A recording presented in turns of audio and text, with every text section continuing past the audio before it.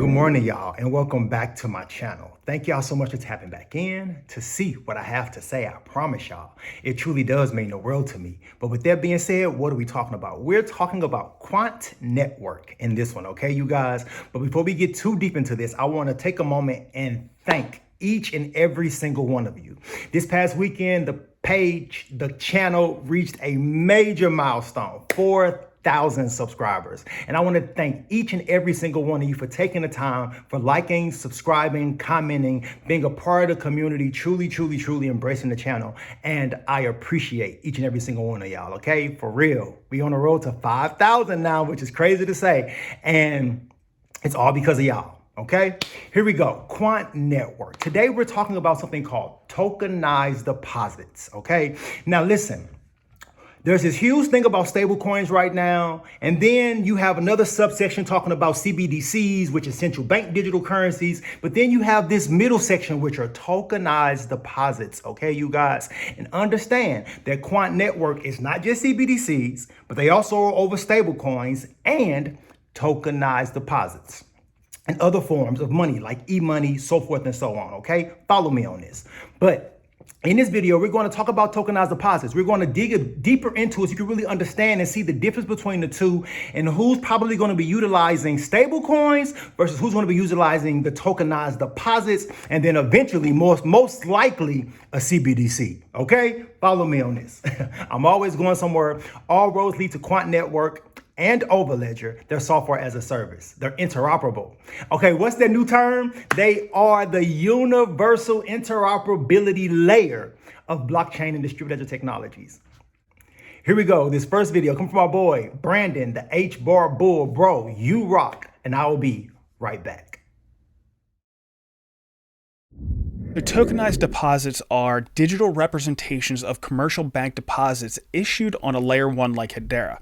Unlike stablecoins, they are direct liabilities of a regulated bank and fully backed by traditional fiat deposits. There are certainly trade-offs between the two, but make no mistake, they are direct competitors. And with the stablecoin market currently sitting at $250 billion and inevitably growing into the trillions, that competition is definitely going to heat up. Some of the benefits of tokenized deposits is it's easier to pay yield. They would be insured by things like FDIC or foreign equivalents. And of course, they would be backed, promoted, and preferred by the banks. Now, I understand how some crypto purists might cringe at the mention of banks, but my point is these instruments shouldn't be ignored, and considering the impact stablecoins are having, this comparable fiat alternative could establish a massive footprint. Now, you just heard directly from my boy Brandon at HBARBULL. Bro, you rock, okay? Really appreciate you. Now listen to this, you guys. We're going to jump into stablecoins just for a minute. We're going to talk about the Genius Act. And if you're not sure what that is, and if you're first time kind of sort of tuning into the channel, the Genius Act is legislation that was passed here in America. It is now law.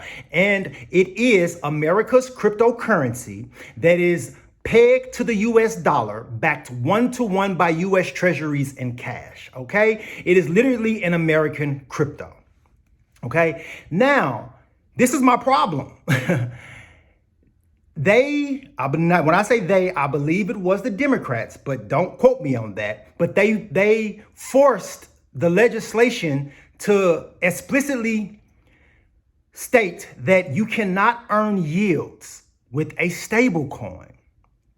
My problem with that is the bigger subsection of the economy and the world that will be using stable coins versus you can earn a yield with tokenized deposits, and who will be using the tokenized deposit aspect of it all. Because it's almost like you're keeping the little guy suppressed, because stable coins, let's just face it, you guys, for the most part, is going to be very retail facing, very retail heavy.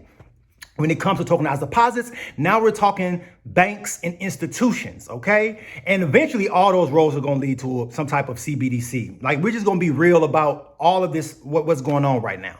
But that also, yet when you're a retail guy and you're dealing with something like a USDC, Circle, or Tether, or RL, USD, Ripple's token, like, you can't, while that sits in your wallet, you can't earn a yield. But yet, if you're a bank, and it's essentially the same thing, but yet this tokenized deposit that is backed by the banking infrastructure, you can earn a yield. So that means the big guy will continue to get bigger while you keep the small guy stagnant and suppressed. I don't like that aspect of that. But anyway, so diving more into these tokenized deposits, QUANT Network, and how they have their hands all inside of it, and stablecoins and CBDCs. You guys remember what Overledger is. It is that overlay. It is that technology layer that sits over every single blockchain, and it also connects every blockchain to the traditional internet with 0 lines of code. Plug and play technology. Okay, you guys, follow me on this. I'm always going somewhere, and all roads lead to QUANT Network and Overledger. This next video is coming from my boy, MindCrypto. Bro, you rock. I'll be right back. Bank of England rethink on digital pound. Favouring tokenized deposits over Bitcoin aligns perfectly with QUANT Network's mission. Our Overledger OS connects blockchain seamlessly, enabling private sector innovation like tokenized deposits to thrive. And we can also Governor Baylor pivots reflects 50k public concerns on privacy and stability. Issues QUANT tackles with interoperable secure solutions. Our 2023 Project Rosalind work with BOE showed how APIs can power CBDC-like benefits with private deposits, not centralized control.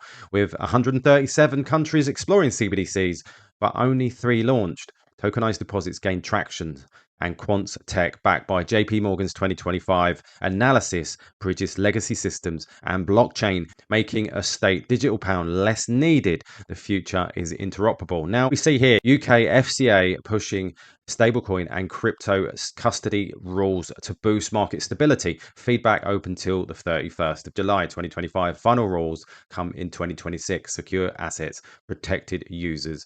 Bullish for UK growth. Now we can see here from CoinDesk, UK FCA seeks views on stablecoins crypto custody to prevent firm failures.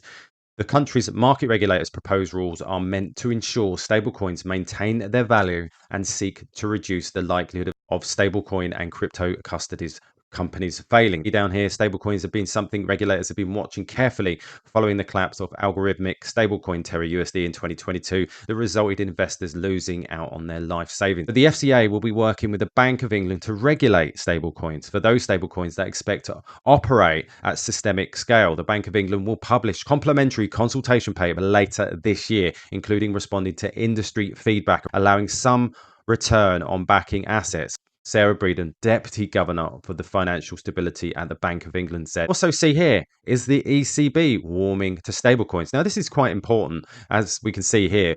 So in a blog post from Hype to Hazard, what stablecoin means for Europe, Jürgen Scuff said here, a European central bank advisor suggested that one potential response to Trump's stablecoin push is to provide more support for regulated euro stablecoins. He positioned stablecoins as complementing the digital euro project while maintaining that the CBDC will help defend Europe's monetary sovereignty. This openness to private payment initiatives alongside public ones is refreshing. Given the ECB is moving forward on wholesale DLT settlement projects using central bank money, this was an area where he was particularly upbeat. He wrote, increased use of distributed ledger technology, DLT, in wholesale financial markets is critical to maintaining relevance in the future financial infrastructure. So this was a really good post from San N11, and we can see here this was back in July. This is what the head of Visa's digital assets say, which shows the enormous adoption which is coming for the likes of QUANT. We can see a tick. Institutional adoption is just not warming up. QUANT's the main focus. Stablecoins, depositive tokens, and CBDCs will coexist. So mirrors what I was thinking. QUANT interoperates and rules them all with native interoperability not seen before. And then tick. QUANT's API layer is the ultimate abstraction layer for years. Low to no code needed. Buckle up. It's been slower than expected, but it's finally coming. And we can see here, adoption just finished a warm-up lap on the start line for the main event. Institutions are exploring, yes, but we're at pre-scale. Will merchants and customers use them? Yes, stable coins may be faster and cheaper in theory, but in practice, question mark.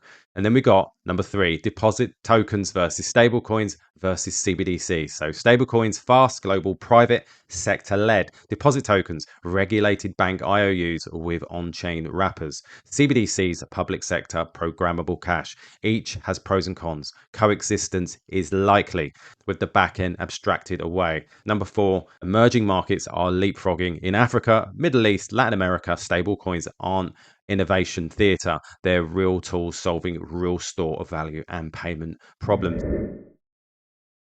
Now, as you can see, QUANT Network is there.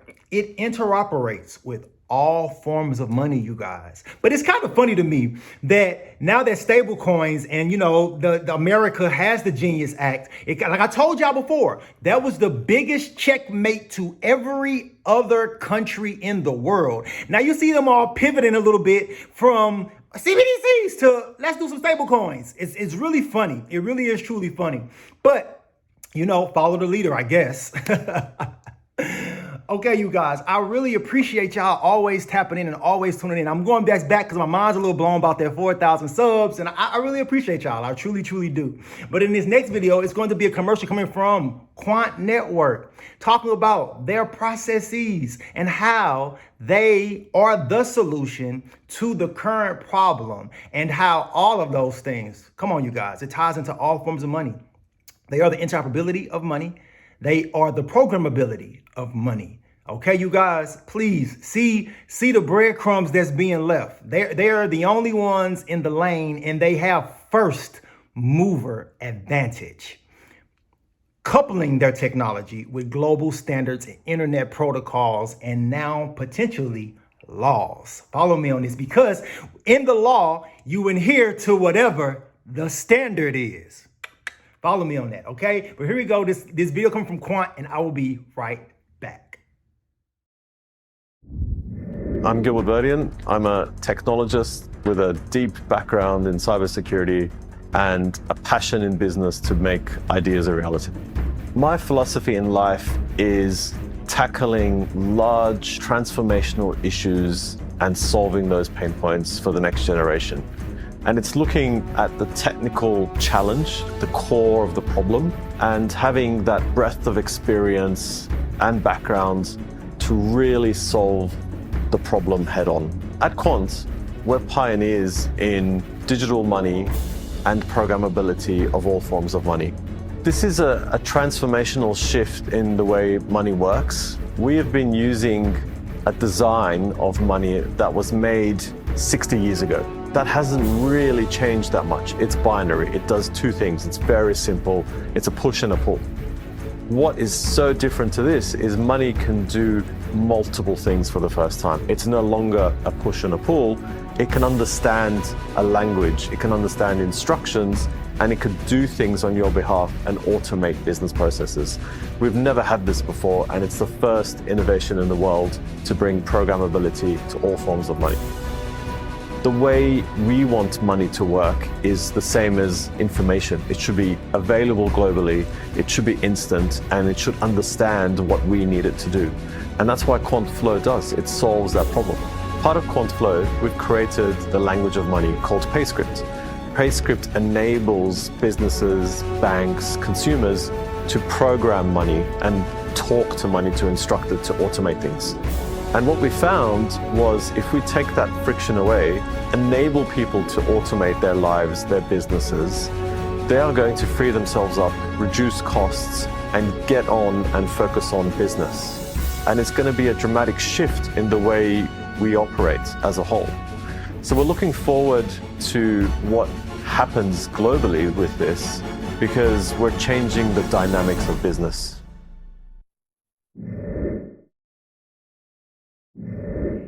You guys truly, truly see, no matter if it's tokenized deposits, no matter if it's stable coins, no matter if it's CBDCs or any other form of money, whether it's the traditional rails of money or these new future rails of money, QUANT Network software as a service fits it all like a glove, because it's been being worked on for almost a decade methodically, and then tied to global standards and internet protocols, you guys.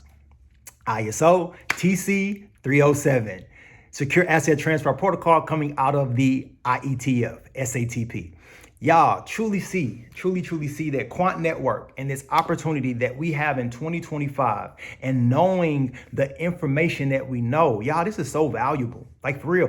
But not just with Quant. I'm not even just gonna act like Quant's all end all be all. Any of these projects, y'all, any of these projects that are regulatory compliant, that are working like, because I want to say Chainlink is doing some great things.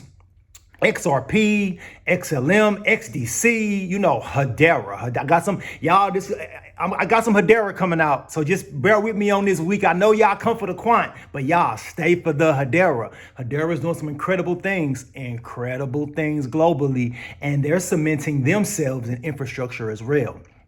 You don't want to be so focused on one boat that you potentially miss the other one as well. Okay, you guys, this is a joint coalition of Web3, and you want to couple yourself with all the players that are doing incredible things in the space. Okay, you guys? But back to Quant Network, king of them all. This is the time that people will write about in history. I'm telling you guys, we are pushing into the fourth industrial revolution, and you have someone coupling themselves with the entire payment infrastructure of it all, and doing it in a way that is seamless to their everyday processes. They don't have to change anything that they're currently doing today. It literally reduces their bottom line, their bottom cost so much with very little effort, because Overledger is plug and play technology.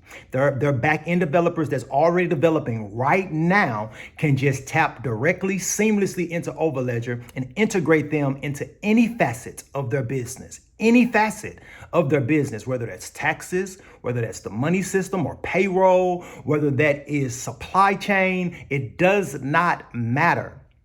Whether if you have some type of digital ID set up within your organization, whereas like employee IDs, all like Overledger, it truly is a one-stop shop. It truly is that connector of connectors that can truly do anything, whether you're only using me for a small portion of my capabilities or full-fledged capabilities. But it's all backed literally by governments, central banks, multinational corporations, because they have been in the background playing with this thing now for quite some time, and they're ready to now come forward and play in the public space of you and I. And this is the reason why coming out of 2025, going into 2026 and 2027 is going to be so monumental for this space, because it is truly, y'all. We were going through the onboarding right now. I'm telling y'all, when we get into the actual utilization and the utility phase of the cycle, because like I said before, this 4-year cycle is different, y'all. It's different. You have all of these key utility players, all of these dino coins that are coming out with announcements day after day after day. Let's just go to any of these tokens or any of these companies, you could say Twitter, and you just scroll down 1 month and you just see all of the announcements that have come out just in the past month alone. And I'm talking about with your dino coins, your XRP, your XLM, your hedera, your Quant, your IOTA, Constellation DAG. Like, it's a lot of stuff going on. And governments are now positioning themselves in this technology sector so that it can thrive, because it's going to be onboarded by every single citizen within those jurisdictions and borders. I'm telling y'all what's happening. So I appreciate y'all for tuning in. I appreciate y'all for tapping in, okay, you guys? And know that you do have a little possibly better understanding of what a stable coin is versus a tokenized deposit versus a CBDC. And understand that all three of them, although they sit in different lanes, will interoperate. And it is the orchestrator of the orchestra, Quant Network, behind it all. Okay, you guys, if you made it all the way through this entire video, type in tokenized deposits, because what Quant is doing for the tokenized deposits and every other form of money, one day the world will know. And it may not know it is using Quant Network, but every time they tap, swipe, chip, buy, sell any asset on the planet, it will touch QNT in some way. I thank y'all for tuning in. I thank y'all for tapping in. Like I said, type in tokenized deposits. We hit 4,000 and we on the road to 5. Y'all, this is crazy. I appreciate y'all. Till the next time. Peace out.